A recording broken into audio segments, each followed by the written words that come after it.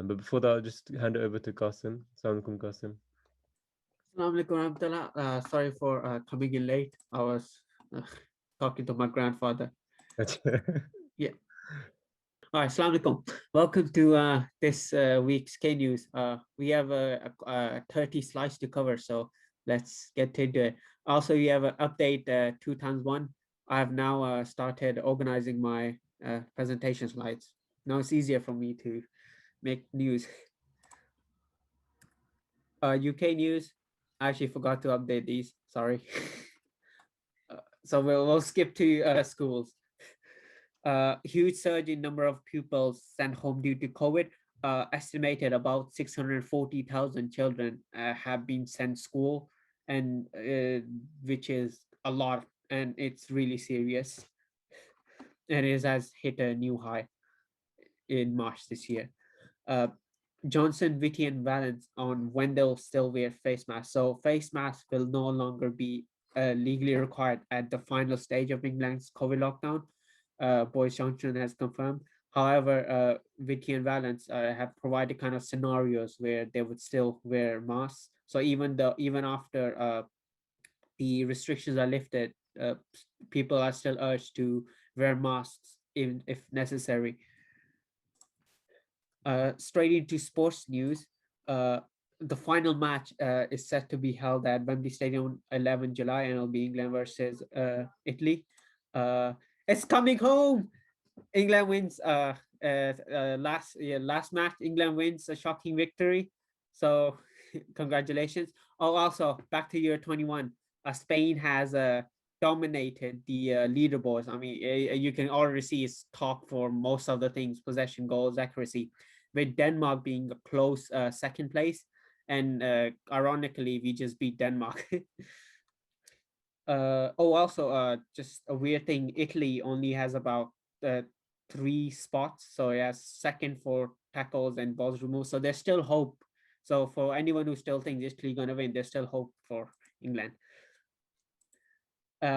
Also, oh wait, forgot to change picture. Roger Federer says he really doesn't know if he'll play at Wembley Stadium again after losing to Poland's Hubert Hurkacz in the quarterfinals. He actually lost to Hubert in the tennis tournaments, and he in fact is the oldest tennis player, and he has set the record for the oldest tennis player playing in tennis. Laurel Hubbard becomes the first transgender athlete to compete at Olympics. Now, with the reasons behind this, as we all know, women and males and females are built very differently, and we have different testosterone levels, which can actually affect how you play and how you kind of work out and how you do it. So it has been a very challenging thing, but in a controversial decision, New Zealand's Lauren Hubbard has become the first transgender to actually be able to compete in men's weightlifting in the weightlifting challenge, and she's allowed to compete if the testosterone levels are below the certain threshold. Science news.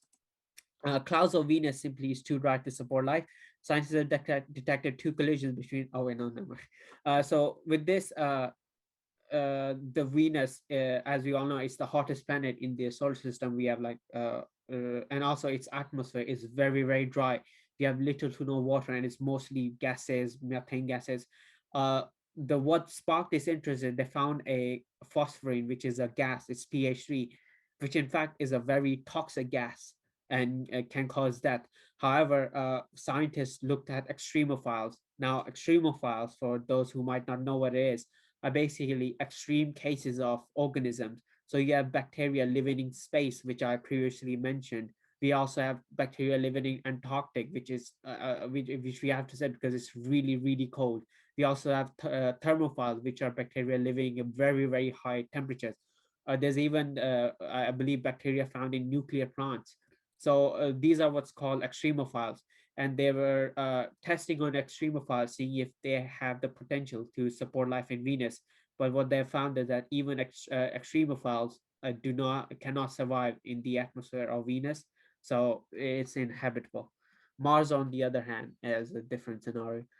India has discovered a new plant species in Antarctica, and it's a new moss species. It's the part of the genus, which is a class of mosses. So this provides a lot of potential of whether it can one live in really cold places and could be useful in the future. Climate change, US Canada heat are virtually impossible without warming. And yeah, in space news, the Prospero is a quest to retrieve a 50-year-old UK space debris. So there was a 66-kilogram spacecraft sent to space and to measure environment in space, and they're thinking of way of bringing it back. And it was launched from Australia in 1971. It's defunct now, but it's still circling around the globe and some are 1,000 kilometers up, and there are plans for bringing it down. Obviously, it's very hard to bring it down because first they have to think about the air resistance. They also have to think about the heat friction that's going to be caused. And the best case scenario, even they're saying that they're not going to be able to retrieve the whole aircraft, maybe just parts of it. Entertainment news, in Denmark, I think we know why Denmark lost, because they were too focused on making sandcastles. And they've completed and made the biggest sandcastles, and it's just over 21 meters tall. And it took over 30 different architects and engineers to build this sandcastle in the town of Blokhus in Denmark. And it will be staying for about a year until it's taken down. Oh, so it's about 6,000 tons of sand that's used to build. But I think now we know why Denmark lost. BAFTA nominated young game designers to take on real world issues. So young games are incorporating the big issues that matter to them into game design. So what BAFTA is a gaming, it's a British gaming, British nomination kind of system where they nominate best games of the year.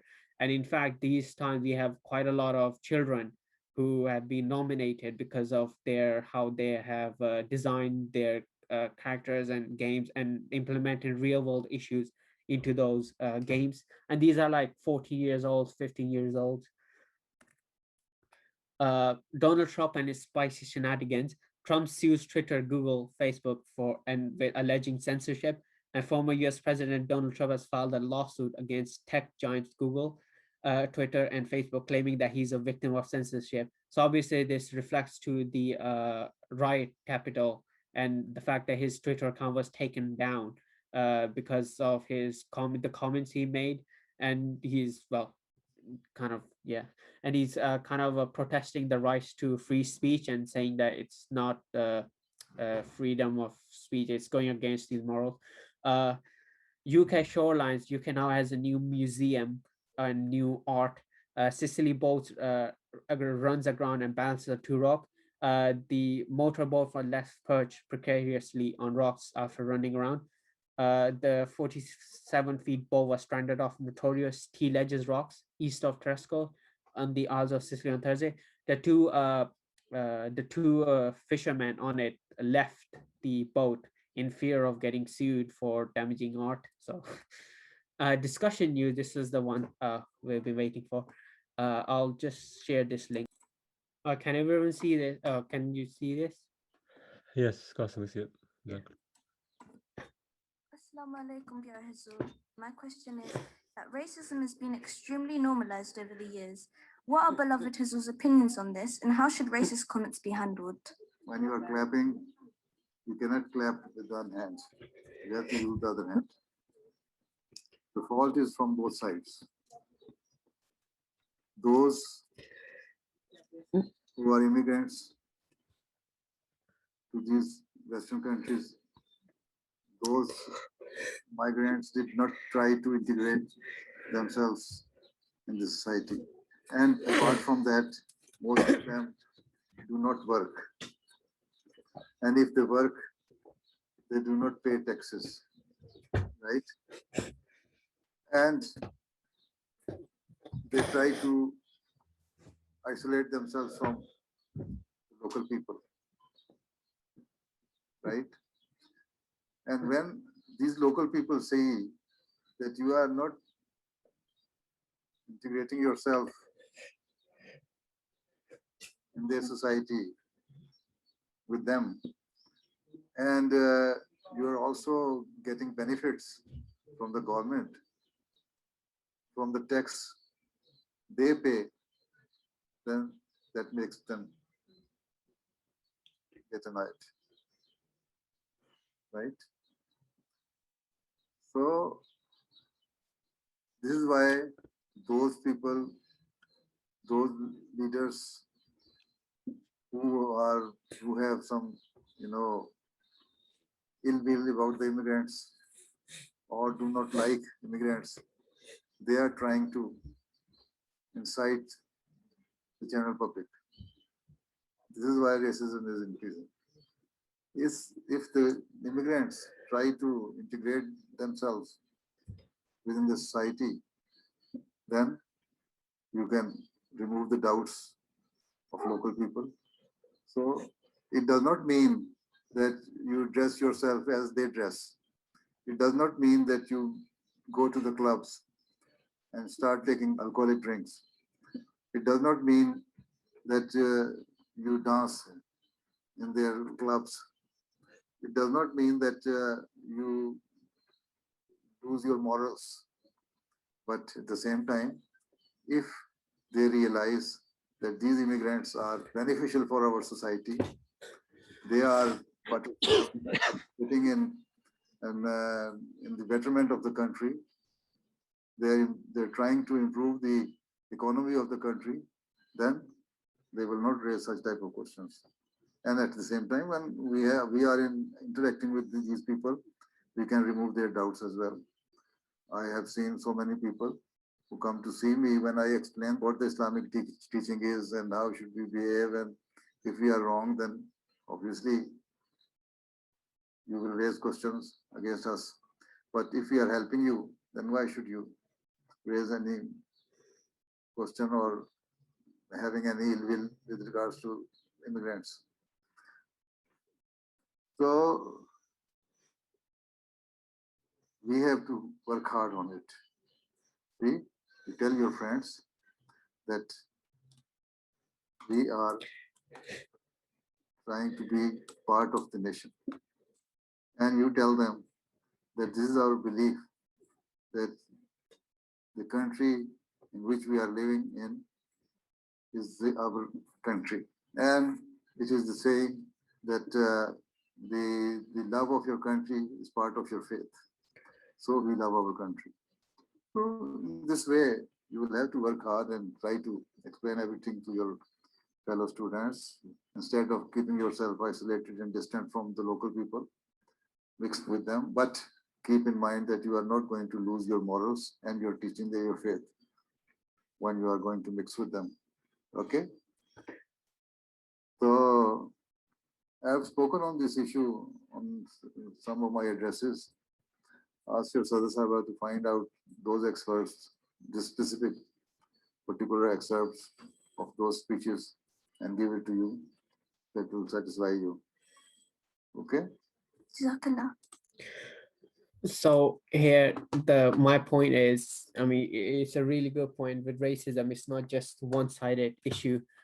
It comes on two sides, especially as us MD. If we are to remove the doubts about MDs and all the beliefs, we have to actually help preach them and get like mix in their society while not losing our morals.